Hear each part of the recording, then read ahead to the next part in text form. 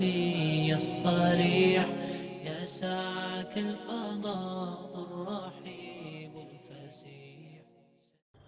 السلام علیکم ورحمۃ اللہ وبرکاتہ۔ ریڈیو HRDF میں خوش آمدید۔ ایک موسم گرما، تمام دریا اور کنویں سوکھ گئے تھے، درختوں کے پتے جھڑ گئے تھے، لوگ پینے کا پانی نہ ہونے کی وجہ سے پریشان تھے۔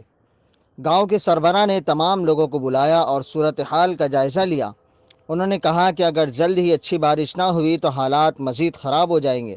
لوگوں نے آپس میں باتیں کی کہ گرمیوں کا موسم ہے اور برسات کے مہینوں انتظار کرنا پڑے گا۔ بھیڑ سے ایک مقامی بزرگ اٹھے اور کہا، کل ہم سب یہاں جمع ہوں گے اور بارش کی دعا کریں گے اور ہمارا مسئلہ حل ہو جائے گا۔ اس کے اس بیان پر لوگ ہنسے اور بڑبڑائے، لیکن کوئی راستہ نہ نکلا۔ چنانچہ اگلے دن گاؤں کے لوگ اپنے گناہوں کا اعتراف کرتے ہوئے دعا کے لیے جمع ہوئے اور رحم کی درخواست کی۔ گھنٹہ بھر کی دعا کے اختتام پر آسمان پر بادل چھا گئے، بجلی گرجنے لگی اور ساتھ تیز بارش شروع ہو گئی۔ دعا کے لیے اکٹھے ہونے والے اور اس کی قیادت کرنے والا بزرگ بارش سے بچنے کے لیے چھوٹے درختوں کے نیچے بھاگے اور اس میں پناہ لی۔ صرف ایک لڑکا ہاتھ میں چھتری لیے کھڑا تھا۔ بارش تھم گئی تو بزرگ آدمی اور لوگ اس کے پاس آئے اور اس سے پوچھا، بیٹے، جب تم یہاں آئے تھے تو ہاتھ میں چھتری کیوں لے کر آئے؟ یہاں تو بارش کے آثار نہیں تھے اور قریب کہیں بھی بارش کا کوئی نشان ہی نہیں تھا۔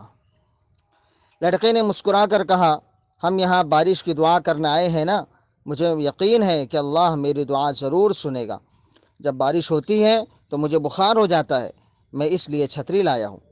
یہ سن کر بزرگ نے لوگوں سے کہا کہ یہ بارش اس لڑکے کی امید اور یقین کی وجہ سے ہوئی ہے۔ اگر ہمیں پختہ یقین اور امید ہو کہ اللہ ہماری دعائیں قبول کرے گا تو وہ ضرور ہماری دعائیں قبول کرے گا۔ جتنی بھی ضرورتیں ہو اللہ سے مانگنے میں کبھی ہچکچاہٹ نہ کرے۔ رسول اللہ صلی اللہ علیہ وسلم نے فرمایا، جب تک کوئی بندہ گناہ یا قطع رحمی کی دعا نہ کرے اور قبولیت کے معاملے میں جلدی بازی نہ کرے، اس کی دعا قبول ہوتی رہتی ہے۔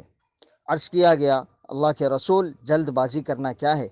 آپ صلی اللہ علیہ وسلم نے فرمایا، وہ کہے، میں نے دعا کی اور مجھے نظر نہیں آتا کہ وہ میرے حق میں قبول کر دے گا، پھر اس مرحلے میں مایوس ہو کر تھک جائے اور دعا کرنا چھوڑ دے۔